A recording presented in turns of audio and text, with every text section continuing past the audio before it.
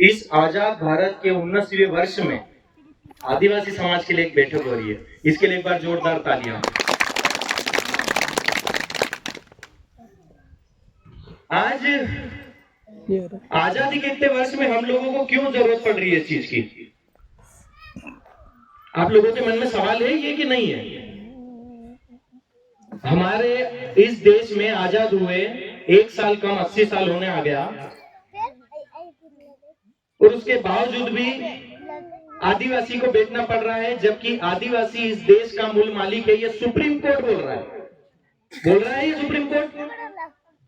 और ये वही सुप्रीम कोर्ट है जो बोल रहा है कि अयोध्या में राम मंदिर बना था। लोग वो मानने को तैयार है। ये वही सुप्रीम कोर्ट है जो बोल रहा है अयोध्या में राम मंदिर बना था, लेकिन वही सुप्रीम कोर्ट बोल रहा है कि आदिवासी इस देश का मूल मालिक है। ये लोग मानने को लिए तैयार नहीं है। आज समाज में जन जागृति लाने का उद्देश्य किसका होना चाहिए या कार्य किसका होना चाहिए? आप लोगों के मन में ये सवाल नहीं है क्या? नहीं है किसी के मन में सवाल? दादा उधर पीछे नहीं है किसी के मन में सवाल? नहीं है सर। आज हम लोगों को जात धर्म के पीछे क्यों छोड़ रहे हैं पता है? क्योंकि हम हमारी संस्कृति से भटक रहे हैं। ये बिरसा मुंडा जो थे 1875 से 1900, इनका कार्यकाल मात्र 25 वर्ष में ही हो गया। इन्होंने आदिवासी समाज के लिए जो बलिदान दिया वो मात्र 25 साल की उम्र में, जो शायद यहाँ बैठे बहुत कम लोगों ने किया होगा, या मेरे हिसाब से तो किया ही नहीं। ये बिरसा मुंडा जो थे ये झारखंड रांची से थे,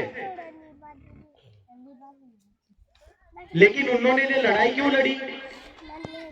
वो 25 साल में क्यों शहीद हुए?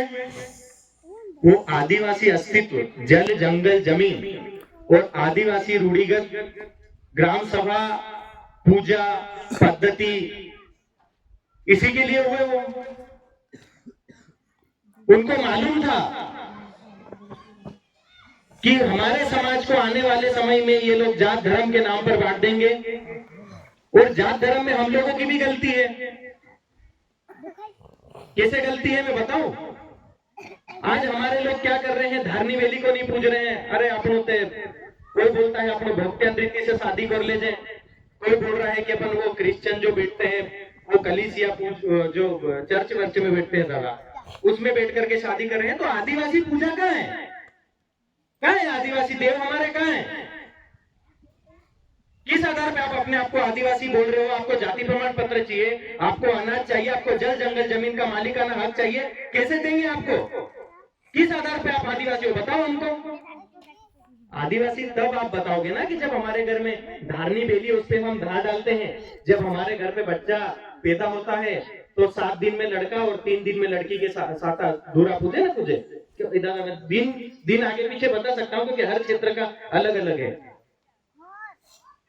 और वही धनुष और वही तीर रख के कुकड़ीन नौकलियों काटीन ने मतलब साधु पूजा अपने बराबर मानते नहीं इस बात को? आप लोग सब मानते हैं इस बात को? लेकिन जब अपने आदिवासी समाज में इंसान जब उसका देहांत हो जाता है तो वही अंतिम संस्कार के समय उसको तीर और धनुष हाथ में पकड़ा के अंतिम संस्कार में ले जाते, उसको मराठे पे ले जाते कि नहीं ले जाते? तो ये चीज है, ये पहचान है हमारे समाज की। आदिवासी कैसे बताओगे? अब इसी से ही बताओगे कि हम प्रकृति पूजक है, हम जल जंगल जमीनों को पूछते हैं, उसके अलावा हम किसी और चीज को नहीं पूछते हैं। लेकिन आज लोग बात समाज से ज्यादा पार्टियों के पीछे लगे हैं। इस क्षेत्र के आज ये समाज की बैठक थी और हमारा उद्देश्य ये होना चाहिए कि समाज की अगर बैठक है तो हम लोगों को बढ़ चढ़ के उसमें हिस्सेदारी भागीदारी करनी चाहिए। लेकिन आप लोग इतने आए, ये भी बहुत बड़ी चीज है कि आप लोग भी घर जाकर के कम से कम 10 को बताओगे ये चीजें कि क्रांति सूर्य भगवान बिरसा मुंडा कौन थे और 25 साल की उम्र में उन्होंने समाज को कितना कुछ दे करके गए। और वो तो चलो इतने ज्यादा शिक्षित भी नहीं थे, हम लोग तो शिक्षित है, खुद की जमीन खेत के खेड़ के खा रहे हैं। बेल हट जाता है तो आदिवासी वहां पर जोता के उसको खेल रहा है। जहां पर पानी नहीं होता है वहां पर आदिवासी खोद के पानी निकाल देता है। तो इससे बड़ा और क्या चाहिए? जीवन में भगवान देखने की जरूरत है क्या? अगर इस धरती पे जीता जागता आदिवासी महापुरुष है तो क्या इस तरीके के सवाल आपके मन में कभी नहीं होते हैं क्या? आज हम लोग आपके बेटे की उम्र के ही हैं, कोई हमारी कोई बहुत ज्यादा उम्र नहीं है, लेकिन ये जो मंच पर जो आपको दिख रहे हैं, कहीं ना कहीं पार्टी में काम कर चुके हैं, कोई अधिकारी के रूप में काम कर चुके हैं, कोई सामाजिक कार्यकर्ता के रूप में काम कर चुके हैं, तो कोई जन सेवक बन करके काम कर चुके हैं। अगर मंच पे मेरी नजरों में अगर समाज के लिए इन जैसे वरिष्ठ अगर है, तो मेरी नजर में बिरसा मुंडा, छीतू किराड़ और टंटिया मामा की छवि मेरे को इन्हीं में नजर आती है। एक बार इन सभी के लिए जोरदार तालियां। क्योंकि आज इतने वर्षों बाद अगर अपन को समाज के लिए बेचना पड़ रहा है, तो ये बहुत बुरी बात है। क्योंकि आज इस देश में सर्वाधिक जनसंख्या आदिवासी की है, और उसी के तहत हम लोग इस देश का मालिकाना हक रखते हैं। उसके बावजूद भी आदिवासी आपको मिलेगा, कोर्ट में दिखेगा, आपको थाने पे दिखेगा, आपको जेल में दिखेगा, है ना, आपको हॉस्पिटलों में, अस्पतालों में खूब से खूब संख्या में आदिवासी देखने को मिलेगा। तो ये क्यों मिल रहा है? क्या आप लोगों के मन में कभी ये सवाल नहीं है क्या?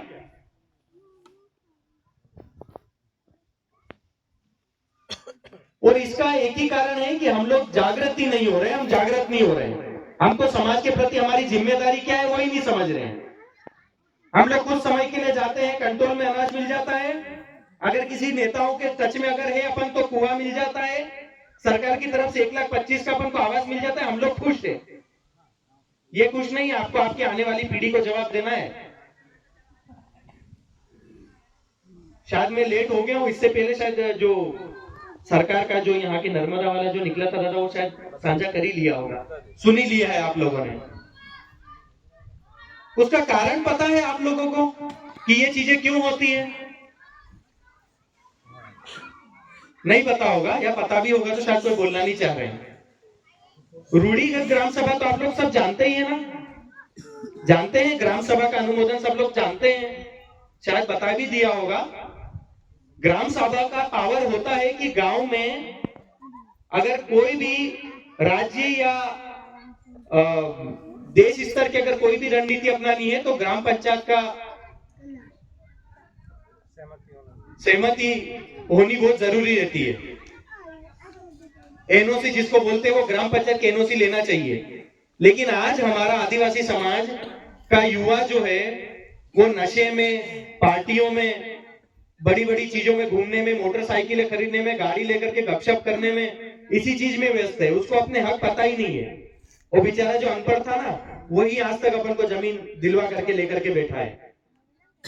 ये हमारे बाप दादा कोई कॉलेज डिग्री वाले नहीं थे, लेकिन फिर भी 2 एकड़, 5 एकड़, 7 एकड़ जमीन लेके बैठे हैं। भूमि संपादन अधिनियम जिसके तहत हम लोगों को जमीन का अधिकार दिला, वो भी बिरसा मुंडा ने दिला। कुछ नहीं पढ़े थे, लेकिन फिर भी वो समाज के लिए जिंदा थे। लेकिन आज समाज का युवा इतना कुछ पढ़ लिया है, इंदौर पढ़ रहा है, भोपाल पढ़ रहा है, हर जगह पढ़ रहा है, देश के कोने कोने पढ़ रहा है, लेकिन वो समाज की बात नहीं कर रहा है। क्यों नहीं कर रहा है, ये सोचने का बहुत बड़ा प्रश्न अपने अंदर है। और इसको लेकर के आपको बिल्कुल जाना है और समझना है, तर्क भी करना है, सुधार भी करना है, अपने आप में परिवर्तन लाना है, परिवार में परिवर्तन लाना है, और समाज में ही परिवर्तन लाना है। और इस 150वें जन्म दिवस के वर्ष में मेरा सिर्फ एक ही उद्देश्य है, आप लोगों का जो लड़ाई है, आप लोगों का जो संघर्ष है, वो कभी भी जात धर्म के लिए नहीं होना चाहिए। क्योंकि हमारे जितने भी क्रांतिकारी आदिवासी थे, वो कभी भी जात धर्म के लिए नहीं लड़े थे। उनकी लड़ाई कभी जात धर्म के लिए नहीं थी। हम लोगों को समाज के लिए जितना एकत्रित होना है, हम लोगों को प्रयास करना पड़ेगा। हम लोगों को यह भी प्रयास करना है कि मैं अनपढ़ हूं, मैं पढ़ा लिखा हूं, मैं जनसेवक हूं, मैं सामाजिक कार्यकर्ता हूं, मैं नेता हूं, मैं मेरे गांव का कर्मचारी हूं, मैं पटेल हूं, मैं कोटवाल हूं, मैं सरपंच हूं, मैं पंच हूं। इस सभी चीजों को छोड़कर के हमें एक होने की जरूरत है, समाज का। समाज है तो हम हैं तो ये देश है, और ये देश है तो आप इस देश के मूल मालिक हैं। इसकी गारंटी आपको हर कोई देने के लिए तैयार है, सिवाय आपके आत्मसम्मान के। अगर आपका आत्मसम्मान समाज के लिए तत्पर नहीं है और उसे आगे नहीं करना चाहता है, तो आप जीवन में कभी कोई संघर्ष नहीं कर पाओगे और ना ही कोई बड़ी कामयाबी हासिल कर पाओगे। बस इन्हीं शब्दों के साथ मैं अपने शब्दों को यहीं विराम देता हूं। एक बार जोरदार तालियां हो जाए और एक नारा हो जाए, जय जोहार का नारा है, हमारा देश हमारा है, जय जोहार का नारा है, भारत